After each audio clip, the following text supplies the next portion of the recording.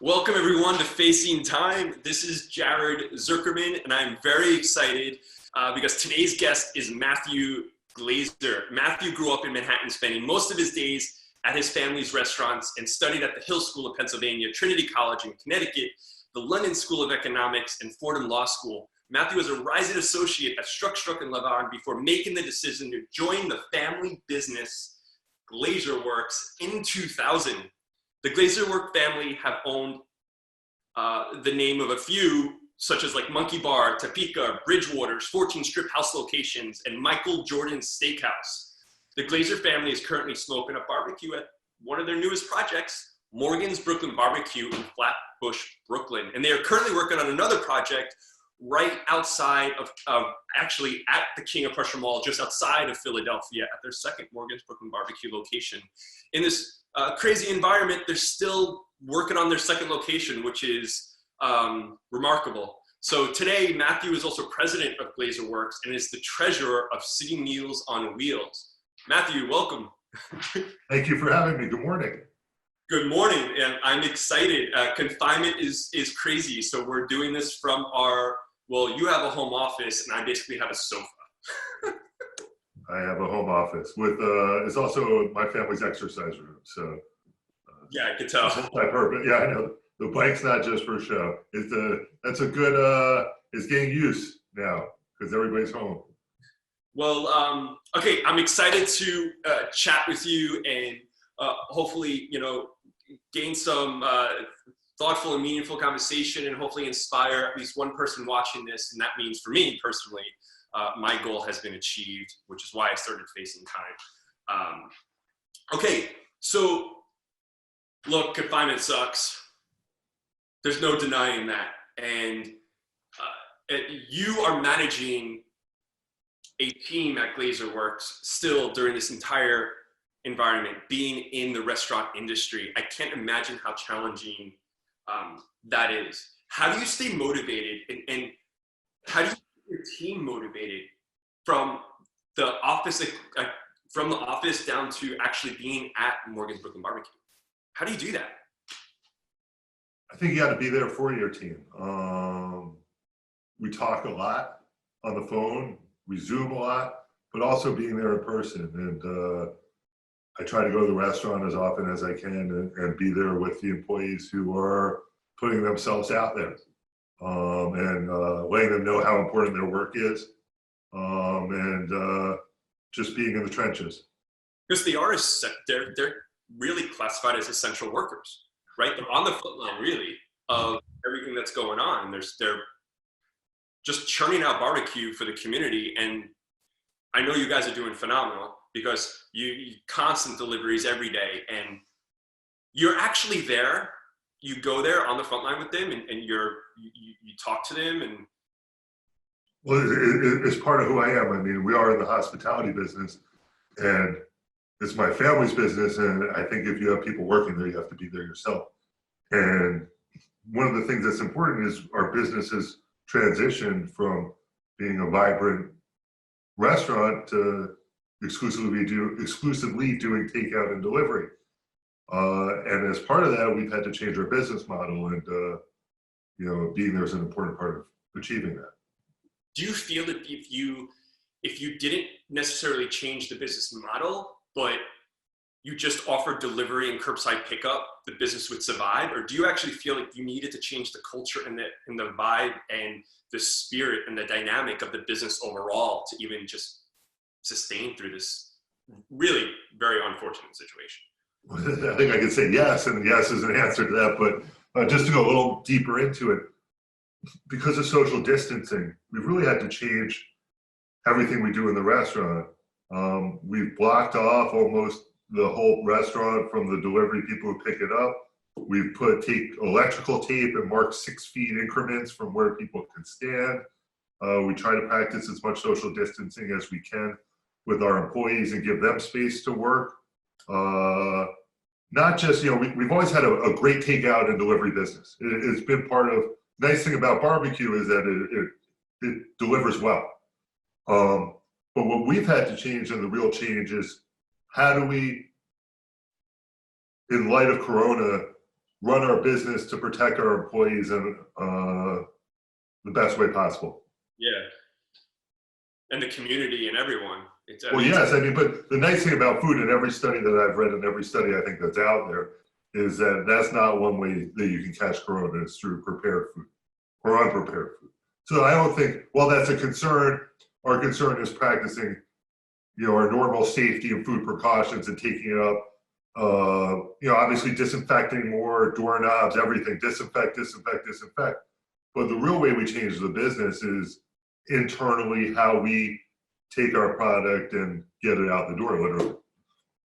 And how did you, I'm actually really, I'm fascinated with this, because a lot of, having a restaurant, first of all, or restaurants or a hospitality group, and specifically in New York City, is no easy task. It's expensive. There's a lot of guidelines. Things are always changing. It's really difficult.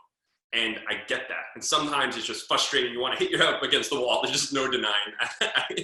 But how do you actually work with your team, right? Because it's not to have a whole new environment, and all of a sudden you're an essential worker and you're working in the front line of COVID-19.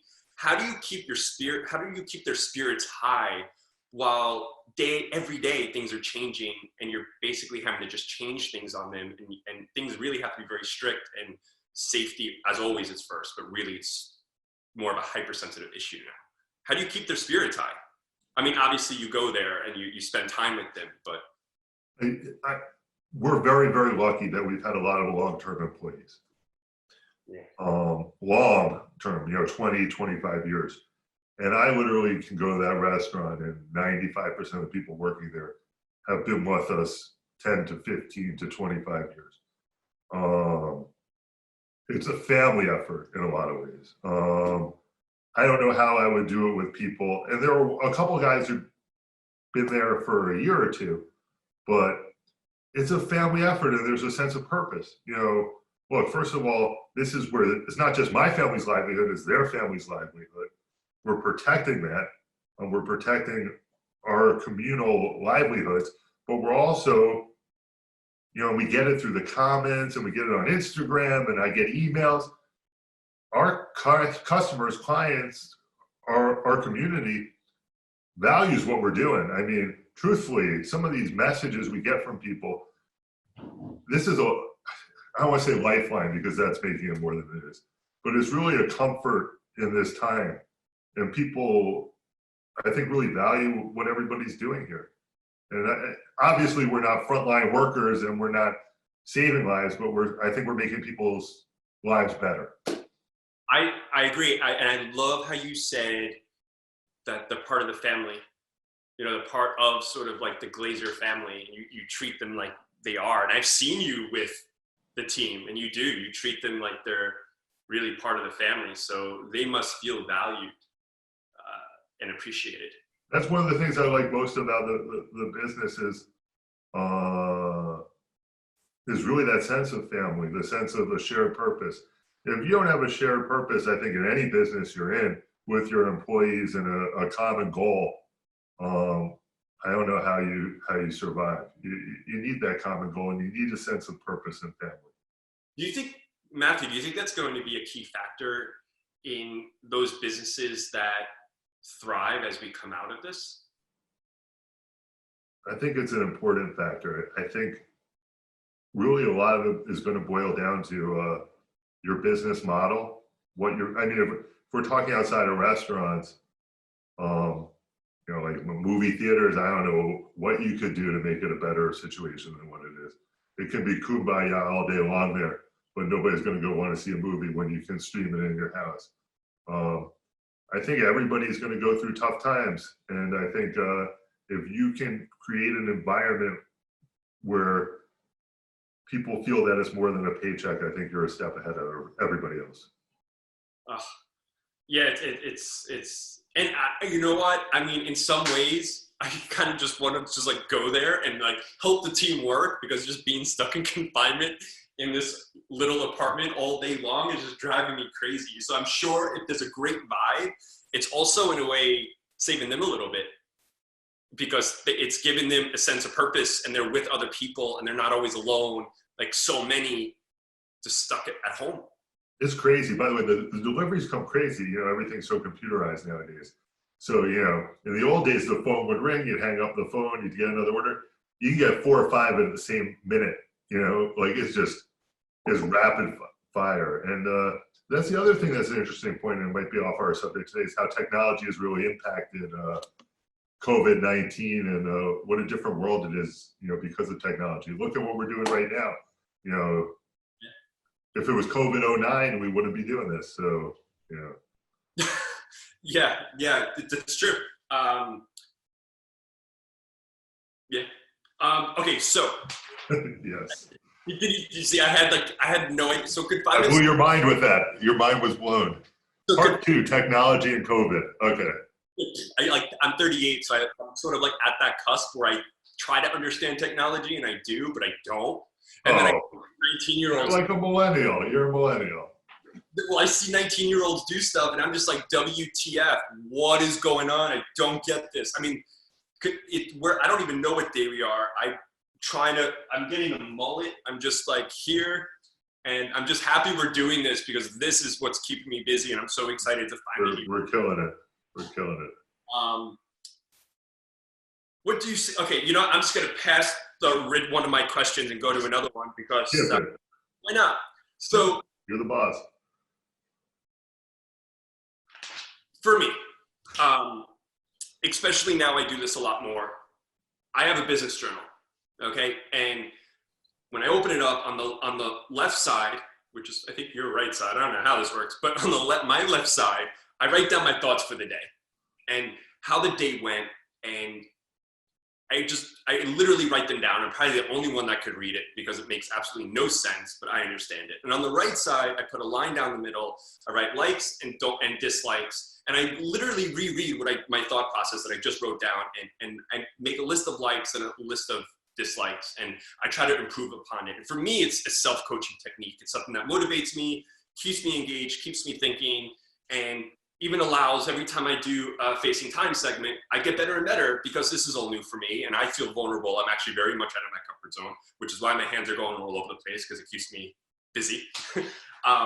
But for you, you know, are there any self-coaching techniques that you do for yourself, maybe for your family, for your children, maybe something that you learned from your parents or something you do with the team at GlazierWorks? Is there anything that you think has helped you not even just survive business, right? Because we know you're doing a phenomenal job already. Morgan's Brooklyn Barbecue, everybody knows Morgan's Brooklyn Barbecue. You've become a Southern staple in Brooklyn, doing your deliveries at curbside pickup. But how are you surviving confinement? You know how to manage a business, but are you managing confinement? Is it getting to you? How are you surviving? What techniques, what tips and tricks are you doing that's getting you and your family through this? Well, so you just told us your age, right? You ever watch Friends? You ever watch the TV show Friends? Of course. So, so I think it was like Phoebe's half brother said he likes things that catch on fire, he dislikes things that don't catch on fire. I remember that as a Friends episode. Anyway, that's a non-answer, but when you said likes and dislikes. I don't know.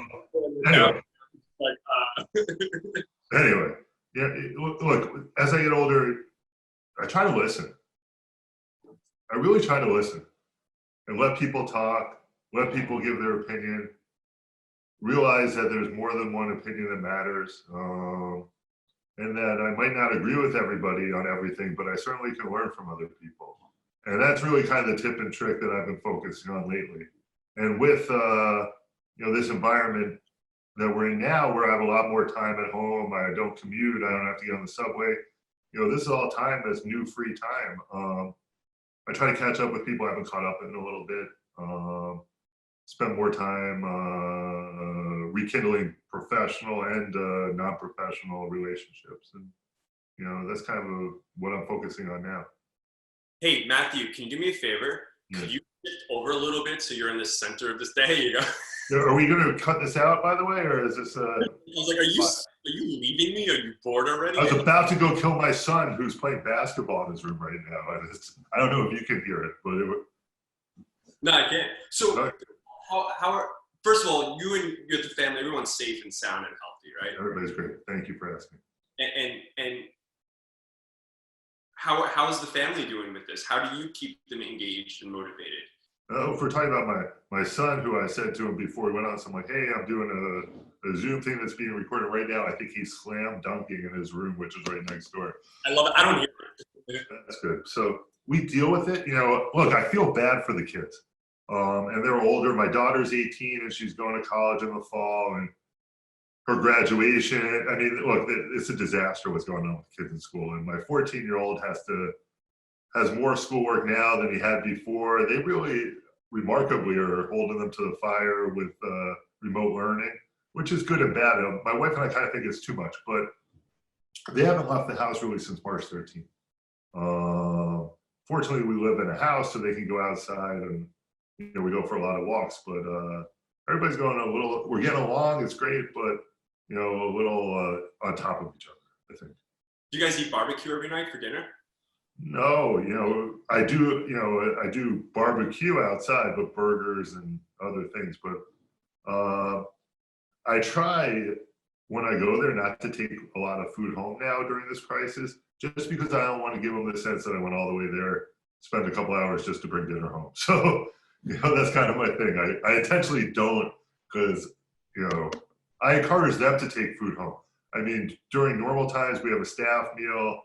But now anybody who's working, we encourage to take food home to their family. Just a little extra nicety, I guess. Hey man, you know my address. Hey, I don't know how far you are from there. How far are you from there? I don't know. So Morgan's is in Flatbush, right? I'm in Bush, and the thing is, I'm not by the highway, so you have to take all these side roads, and honestly, it's a pain in the ass. Because go anywhere. That's why every time I have to go to Morgan's, I'm just always late because I think it's going to take me a certain amount of time, and it just doesn't. That's why I'll tell you something. There's no traffic nowadays. I literally it's a pleasure to go anywhere now. Really, if you ever have to go anywhere, I guess we have to social distance, but it takes me 40 minutes to get there instead of an hour and 15 minutes from my house. So. Well, I haven't left my building in I think it's been about 6 weeks. So, yeah, no. So I'm just starting to go You're gonna have to paint the walls. You're gonna buy some paint. I can't imagine. There's just so many people who are just. Everybody's been impacted by this, and I want to stay positive. That's what the Facing Time is all about. But there's no denying everybody's just going through a difficult time, and even though essential workers that are currently working at restaurants, they need to be very safe and careful. But in some ways, and I don't know if this is taboo, and if I'm going to get a lot of pushback on this, but in some ways, as long as you enjoy where you work and they're part of a family and a culture that you've developed for your team, in some ways, I feel it's keeping them active and happy and their mind engaged, and it's actually a good thing. I think look, the problem with this virus is one thing, it's that 1% to 2% that it gets, and it gets bad. But I agree with you. Look, I like it when I'm in the restaurant because I feel like I'm there for a reason, and I feel like I'm contributing. Like I said before, I'm not saving anybody's life, but I'm making somebody's life hopefully better, even in a small way. But when you talk about trying to be positive and stuff, we all know we're going to get out of this. Eventually we're going to live in a world that's going to be back to what it was before. I think the big question mark, which makes everybody a little concerned, is nobody knows what tomorrow is going to be like or 6 months is going to be like. I think we all know what a year and a half from now is going to be like. It's going to be like life was before. But it's just, what? You really feel that in just a year and a half, it's going to be pretty much what it was before the... I think that they'll get a vaccine. I'm hopeful. Look, obviously it's not 100%. I think in a year and a half we'll have a vaccine, and it will be much more controlled, and it will be like a flu. I think people will change. I don't think people are going to shake hands like they used to. I mean, I think there'll be some changes. I think there'll be business changes. I think every business is going to be different from now on. I think online is going to be even a bigger deal as far as just like even from ordering food. I think delivery is going to be a bigger part of food delivery. I think online meetings are going to be a bigger deal because we all just realized we can have the same meeting here that we just had over Zoom. Why do you have to spend 45 minutes going each way to go to Brooklyn to talk about it? Or why do I have to fly to LA and spend a night and spend $1,500 of my company's money when we're just as productive being here? People are going to work from home. Things will change. You know, the economy is going to take a while to rebound, but I think we're going to be able to go to the grocery store without a face mask in a year and a half. Well, this is the perfect segue into, we're both in the restaurant industry, so I'm just gonna go and dive into that just a little bit more. I recently, as far as recently, like 10 o'clock this morning, filmed a new video for Food and City's Instagram page, because we're gonna become much more active for, see, my light just turned off. Did I just get darker? No, I didn't even notice, so you let the secret out. Apparently I'm sweating underneath a hot light for no reason whatsoever. So, because, and I was talking about where I think the restaurant industry is going to go and what the environment is going to be. And I can tell you, I feel that when the new city begins to reopen again, and the reason why I say new city is because we all know it's not business as usual. And to a certain extent, it's going to become the norm. And in my opinion, if restaurants don't adapt to the new environment when they have the opportunity to open their doors again, for those that are not open, if they're serving an old environment, it's not going to work. And they need to pivot, adjust, and adapt just the way I did for my business. And I believe what you're doing with Morgan's. What do you feel the environment is going to be as we come out of this? Do restaurants really need to pivot? And do you feel it's going to be a new environment altogether? Well, so absolutely. I mean, absolutely. I mean, restaurants have to pivot. And restaurants and every other business do too, because there's going to be some battles coming up, all right? Landlords, battles. I mean, like battles. Like landlords, you know, it's great and all that you have a lease, but if your business is closed, how are you paying rent? So like that all is going to have to be a battle for restaurants that they're going to have to fight behind the scenes. And then I really would hate to be in fine dining now. I think fine dining was dying before this. I think this is the knife in the back of fine dining. Really? Because I don't think it translates well to delivery and takeout. And you used to be in fine dining as well. I think so. High-end steakhouses, $100 average customer person check, average cover. That's not coming back, and that does not translate well to delivery. And that's how we met, right, Matthew? We met at Michael Jordan's Steakhouse. Yeah, we did. I remember that, by the way. On the balcony. You like this, by the way? I'm literally taking my shoes off as we speak. I realize I'm in confinement. I'm talking to you. I'm relaxed. I'm on the sofa. Why the heck am I wearing? It's like Mr. Rogers, or I don't know. Anyway, but I think food does not translate well to, first of all, sitting in a restaurant for 2 hours. Nobody's going to want to be there for 2 hours. People are going to transition to a smaller restaurant that's focused on delivery and takeout, because that's where it's going. People who didn't believe in delivery or takeout, or who didn't use Grubhub, Seamless, or whatever before, have gotten really comfortable using it now. You know, look, I do it once or twice a week from my house to support local businesses here. And there's nothing I like better than they leave it outside. I come get it when I want it. It's very clean, sanitary.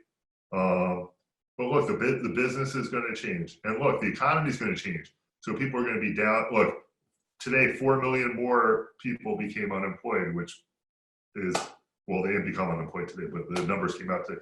But look, there's going to be a flight towards less expensive restaurants as well. And you've seen it through every economic downturn that people climb the ladder of price points, you know, and not to call out names, but they go to Outback when the price isn't, when the economy's not doing well, and they go to Smith & Wollensky when the economy is doing well. So you're going to see a flight to those less expensive things. I also anticipate that menus are going to, or what I see a trend is many restaurants are going to cut down the menu items, the menu offerings, maybe up to 40% even, and have specific items. And I don't feel that consumers are going to go out as often, but when they do go out, they're actually going to be willing to spend just a little bit more money for a real experience. And we're going to start seeing maybe plexiglass dividers going halfway up, where people, or little, you know, those little planters and stuff inside, where people actually feel like they're in disposable menus. Seriously, that's going to, you're not going to see, they're going to throw out the menus after a customer who wants the menu after somebody touched it for 25 minutes. Right. They're going to change everything. And so it's going to be very interesting. And that's why I said when the new city begins to reopen again, and, you know, the city's not going to just reopen. It's just not possible. But when many restaurants have the opportunity to open their doors again, and let's say someone who owns one restaurant is in a sea of other restaurants that are opening doing the same exact thing, what is that restaurant going to do to allow those customers who love going into that place feel comfortable and safe, and what are they doing that's unique, and how are they going to stand out? And restaurants, if they haven't already started making change, they need to start making change today. And that's really how I feel about what we need to do. I don't know the answer. I know we've been having conversations even this morning about Morgan's, about maybe when we reopen, that we just reopen the outside on nice days, and maybe open up we have windows that are like accordion style, big windows. But I'm not so sure when you say you can go out to eat now to everybody, and Governor Cuomo gives a slideshow saying, time to eat, and everybody goes, I don't know if you're leaving the house. I mean, maybe you are to support the business, but I don't think most people, just because the government says it's open. But I think, you know what, if we have the outside, I think people will feel a little different, a little safer eating outside with fresh air. You know, but I don't think you're going to be able to do that much inside. I mean, I think if you over plexiglass the place, like you said, is going to spook people even more. I mean, the other part, just let me finish this one thing.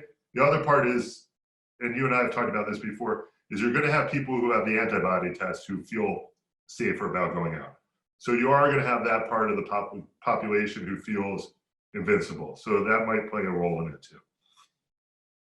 Yeah, but even the whole plexiglass thing, because it could look horrible, I think there's a way to tastefully do it. Or even if we eliminate 20% of the seats on the floor, however, but then how do restaurants actually make up for that? And when it's already expensive to run a restaurant, and the fact of the matter is, the average restaurant doesn't make the kind of money that I think many people think they make. No, it's razor thin. And I mean, every year, you know, we can go through New York, and without getting into the merits of whether it's good or bad, when minimum wage went up 150, 200% in 3 years, you know, it's very difficult. It was a difficult environment. There's a lot of competition. There'll be less competition coming out of that, guaranteed. A lot, and it's sad because at a place like New York, I always thought the more restaurants, the better. If you're Morgan's and you have a great restaurant, which actually we had a great Persian Iranian restaurant that opened next door to us that got great reviews. I was like, great. The better the competition is, the better the food near us is. You know, look, I focus on my business. You know what? I'm not worried about a restaurant, the sushi place opening across the street, because you know what? Let them make their money. But unfortunately, the flock's going to be, or the herd's going to be thinned here. They say 30, 40% of restaurants are going to reopen. I believe it. I don't know how, like I said, if you're doing food that doesn't deliver well, I don't know how you reopen. Well, right. And also, yeah, but you know, it's again, in the whole premise of just staying positive, I do believe that estimated 30 to 40 restaurants that may or may not reopen or will try to reopen, they have an opportunity to make change and increase that probability of success. I'm looking forward to the next chapter by just staying positive, looking into the future, and making change to adapt to the new environment. I think many restaurants do that. It could potentially be great because we're letting people understand that we acknowledge what we went through. We're doing things to make you feel comfortable and safe.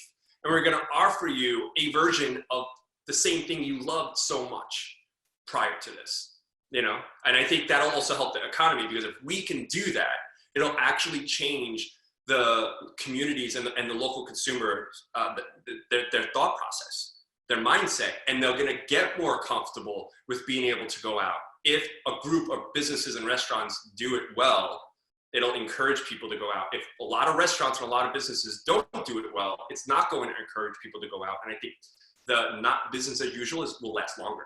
Well, I think, you know what, we as a country, or we as a city, have a lot of smart people. And a couple of restaurants will get it right when we come out of this. And it will be a good model for going forward. You know, we just have to figure out what the right way to do it. And I think it's really going to start with just spacing the tables appropriately, letting people slowly come in, and we're going to have patience. I mean, I do believe we're going to come out of this. I think we're going to learn a lot of lessons, but you know, we're going to come out of it better. I mean, I don't think anybody can argue that the fact that there were probably too many restaurants before. They'll probably right-size the amount of restaurants, and the ones that survive will be better for it. I agree. Is that positive? The ones that, so it's like a backhanded compliment. The ones that survive. No, I love how you said patience, because I agree 1000% wholeheartedly. And what's interesting is one of the bullet points that I wrote for one of the videos that I was making is, look, it's so hard to have patience in the restaurant industry, right? It's difficult. You're dealing with customers, you're dealing with food, you're dealing with you know, spirits. It's just not an easy industry, and having patience is difficult. And over time, it wears you down, right? And now more than ever, I think restaurant owners don't have the patience, right? They just want to hit their head up against the wall. It's just a frustrating thing, because we're also going through an unknown, a lot of unknown. But I think really, if we could just sort of suck it up and just have that patience and deal with it, it's going to be a big factor of being successful. Patience is based on circumstance. If you're in a position where you don't think you're losing your business today or tomorrow, you can afford patience. So some are luckier than others. Some are, if your business is a restaurant in a mall that the mall shut down, right? Patience is a luxury that you don't have. And that's why I always think it's important to put ourselves in other people's positions. Fortunately, and I know what your business is, your business you can do from wherever you are. Not long term, I know that you have to be there, but you can do what you need to do. I just think that, like, you know, I really feel bad for those people who, you know, patience, and we can always get into the government programs and how messed up they are. That there's a program called PPP that you literally had to be, you know, the first application in to get money. But I think patience is something that's a luxury. And fortunately, you know, I'm in a position to have that luxury now, but I don't know how long I can have patience. I agree with you. Yeah. At the same time, you know, I could tell you, you know, everybody's been impacted personally and professionally in one way or another by this. And I can tell you, in a 24-hour period, I lost 99% of my business. And you know, Food and City was one of the first things in my life where it almost gave me purpose. It really gave me meaning, and I did good things, and we did amazing things, me and my team and my clients, the restaurants. I loved what I did. And then I know that, you know, I've had to make a lot of change. In the first 2 weeks, maybe, it was just very, very difficult. Then, you know, I started to realize, okay, stay positive, look into the future, have patience. And you know, even if it's not a luxury, I think that, and this is a segue to ask you what tools that may be useful, because I had a very difficult time the first 2 weeks, and I had to realize how do I make change, and how do I pivot Food and City to remain effective for my clients, future clients, and the industry. But I was able to sort of overcome that just with some self-coaching tools that I've done. What would you say to people who feel like they lost everything, they don't have the patience, it's basically come to an end, whether it's personally or professionally, I'm just saying almost from like a human thought process, is there anything you could say to somebody who's just down and out and basically they're basically like, screw the world? Well, so first of all, I want to touch on what you just said. If there's anybody I had to put my money on, it would be you. So don't worry yourself, okay? And if you need some positivity later, call me. But you do great work, and you'll be fine. And I'm not just saying that. You'll be more than fine. So I wouldn't waste my time if I was you worrying about that. You'll come out better. I promise you. Promise you. So don't worry about it. You're your guest now. What? You're officially my favorite guest. No, I'm being serious, by the way. Anyway, look, it's difficult. I think you got to focus on health and family first, okay? Because health and family is not replaceable, and friends and stuff like that. And then, look, that's the most important thing. Everything else is a material possession. I really always tell myself, anything could happen to me. I just need, a roof over me and a very large TV, and I'll be fine. But look, it's true. I mean, seriously, everything else is well, I guess the TV is material, but I can have one material thing in my life. But I think for people who feel down on it now, is a good time to reflect on your personal life and your career, where it was and where you want to be coming out of this. Okay. And like I said, what you said with making your list, it's a good time to figure out what you've done right and wrong before, and figure out coming out of this, how do you see your life or your career or your profession being different, and how do you want to be ahead of it instead of being behind it? And looking at it as an opportunity, because truthfully, no matter what, it is an opportunity. If you hate your job, you know what? It's probably an opportunity, maybe not the best opportunity, but an opportunity to maybe look elsewhere. You know what? Fix your life, what you're not happy with. All right, and take that opportunity. We're all sitting at home with a lot of free time. If you want to learn Spanish, sometimes I think I should learn. I speak like hola or como está usted, but I'm thinking now of taking like Rosetta Stone and learning Spanish, because half my employees, that's their primary language. So look, better yourself while you're sitting at home. I don't know if that answers your question, but it does, though. I mean, you just learn something, even if it's. I speak very little bit of French, but if I want to increase my French and doing something, just staying engaged, sort of getting your mind engaged in something and not focusing on the negative, because it's tough. I mean, look, everything I do is all about stay positive. I'm actually going to get a stay positive tattoo when we come out of this. I really believe that. And I feel if you could stay positive, everything else. You should do it like this, by the way. Stay positive, but backwards so you can see like in a rearview mirror, like an ambulance. Well, when I'm zooming, you can see. There you go. Topless. Did you watch Tiger King? I have not. Oh. What is going on with that? Everybody's talking about Tiger Tiger King. King. That's it. Well, then I won't spoil it for you. Right? Oh, listen, I kind of already know what's going on because everybody's talking about it. Now, one of his boyfriends is interviewed just, topless the whole time. Like it's just like hours of this guy shirtless with tattoos. He has the guy's name like across below his belly button. Like it's great. It's good entertainment. Oh, man. Yeah, I've been watching a lot of Netflix, but not Tiger King. I need to. I don't know. I saw the previews. I was like, I don't know about that. It's honestly, it's just like watching a train wreck. Like people like to watch a train wreck. No, that's what it is. Like a car accident. You know what? It has no value in society. It's like keeping up with the Kardashians. It's coming. Yeah. It literally is the world's biggest train wreck. So, yeah. So we covered a lot, and I have to say, so would you even know what day in confinement is? I don't even know where we are anymore. It was the 13th was when my family went on lockdown, and today's the 22nd or 23rd, so it's like 40 days or something. It was Friday the 13th of March. Go figure. Out of all days. And then I think January, March, May 15th is extended. I really believe it's going to be extended into June.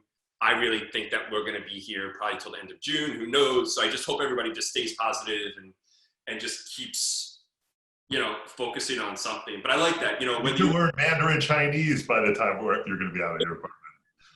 yeah, You can order Chinese fluently, like Anyway. learn how to make sushi and learn Mandarin and By that way, that wasn't anything to do with the flu originating in China or anything to do with that. I wasn't even thinking that. No. But somebody will. I know you're right. No, but the reason why is because it's one of the hardest languages to learn. Exactly. I got it. So I agree with you. Learn Mandarin, learn how to crochet, learn how to make sushi and pastries, and then you're gonna figure out what you want to do next in life. You get and spring cleaning. Well, yeah. Well, this is my next thing in life, doing this, facing time. And this is what I figured out. This is what I'm doing. This is what's keeping me engaged, keeping me busy. So I'm just thankful to have the opportunity to speak with you. I hope, out of everybody that watches this, if there's one thing that you picked up from this, then for me personally, my job is done. And if not, too bad, maybe you laughed a little bit. But we have to get better guests. I'm kidding. Or I just got to not be so bad at this. I look, this is new for me. I'm not used to this. I'm used to being in front of camera, but I'm not used to kind of hosting and asking questions. And I realize just how much I do. The more I try during this or anything in confinement while I'm trying to expand myself, the more I realize I don't know. Maybe you're going to pivot to being like an on-air talk show host or something. With a mullet. I like it. I'm going to grow the mullet too. Do that. It's getting long. I don't even know what to do with it anymore. But anyway, well, we digress. Really quick before we finish, we do have a mystery question, which I always want to end with. And do you have a mystery question? I do have one for you, but I think you should go first because you're on a roll. Okay. So I know your parents, Peter and Penny Glazier, and you know how much I cherish them. Your dad started GlazierWorks. Correct. I would say my mother and father did, but yes. Well, all the credit in the world. I was going to say, because when your mom sees this, so now I need to backpedal a little bit. So when your dad started GlazierWorks, because he was inspired by your mom. Oh, it's a longer story, but we'll go with that one. But yes. What is it like? I can tell you, I love my parents. I'm very close with them. My mother is an attorney. My father is a psychologist. So it's not like it would be a family business. But if we had a family, you're analyzed all day long, and that's great. It's a good combination, by the way. Basically screwed. Could you imagine? It's like guilty until you're proven like. But there's always the excuse of your mental your mental health. So anyway. But I couldn't work in a family business. I call my parents 2 or 3 times a day. Always have. Very close, but I couldn't work in a family business. How do you do it? How do you work with your parents? Do they drive you crazy? Is there anything that they do that just kind of needles you and you're just like, I'm out of here? So the quick answer is yes, but I'm smart enough not to go into more detail than that. Sometimes they do drive me crazy, and look, sometimes I drive them crazy. We spend a lot of time together. We talk a lot, more than 3 times a day, but we have a common goal. And I really do enjoy working with them. And I think it's in a way, a luxury. And we each kind of have our thing that we do. We know our role in the company business. When we were a larger company, we had a lot more things to do, so we didn't interface as much.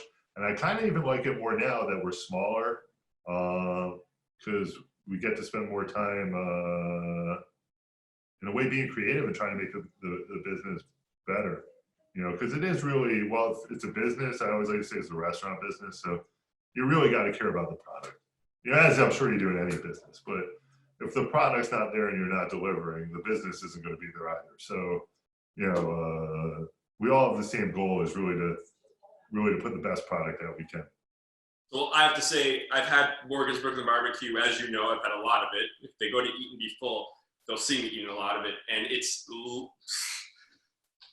that's all I want right now. That's all I'm thinking about, is just eating some smoked brisket, some mac and cheese, some cornbread warm with butter. That's all I think about, so I cannot wait. We'll send you a care package. I guess my question for you. So there's so many things I want to ask you, but I only have time for one question. And if I had time, I'd ask you about your Instagram account. But I'm going to ask you an even more difficult question. No idea where this is going. So, where do you see Eat and Be Full in 3 to 4 years? Wow, you literally just, I was speechless. I know what just for the audience, you thought I was going to ask you what you call your look when you're enjoying your food on Eat and Be Full. That's what you thought I was going to ask you, but that's too easy. That's almost the look right there. You just did it. No, but where do you see yourself? Because look, as far as I'm concerned, you're killer in the different aspects of your business. But you're always looking for new things, and this is an example of it. So, where's this all leading to? Thank you for asking. I've never, ever been asked that before. So when I started Eat and Be Full about 2 years ago, I never expected it to be what it is today. It wasn't my intention. So in the honor of keeping it authentic and organic and real and human and sort of unfiltered so people see the real me, I have always tried not to plan too far. Yes. Goal in 2 to 3 years from now is getting a freaking verified check mark. First of all, Instagram, if you're watching. But I really want to, but I really want to continue just sharing what I love and hopefully get to a point where maybe it turns into some sort of digital series of things that I do, or it branches off where it develops into something larger than just what my social media platform is, if that makes sense. And I don't really have anything specific, but I've spoken to networks before for other TV or digital, and that's really where I would love the opportunity to go, because it'll give me more opportunity to really show my passion and my love, and hopefully spend more time in front of camera to make people happy if they're not tired of me. And that's really in 2-3 years. Can I tell you why I think you're successful? It is really because you're doing something you enjoy, and it shows. And you can't fake it. You can't. Matthew, I thank you. Thank you, first of all. That's one of the biggest compliments anyone can give me. And I spent almost 9 years in finance. Yes. I had a bakery. So I went from baking to baking, reversed, from baking to baking. And then I started, ended up with Food and City, the social media marketing restaurant advisory company. And that's when I was truly happy. And Eat and Be Full, I'm just a goofball. And it's true. You can honestly see the certain social media platforms where people are trying to just show what others may want to see. It's not really them.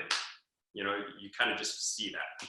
So thank you. And hopefully 2-3 years from now, I'll have a blue, by then, way before then, I'll have a blue check mark, and who knows, maybe I'll have, 5 times more followers. And if I don't, that's fine too, but why not?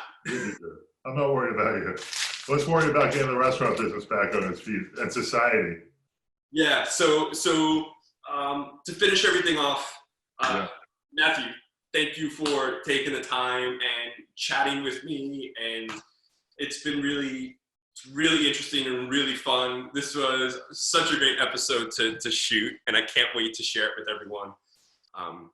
And most of all, I end everything with just, everybody stay positive. I know we're in confinement, so stay positive. And thank you, Matthew. Thank you very much. I enjoyed it. Yes. Thank you. Awesome. Bye. Bye-bye.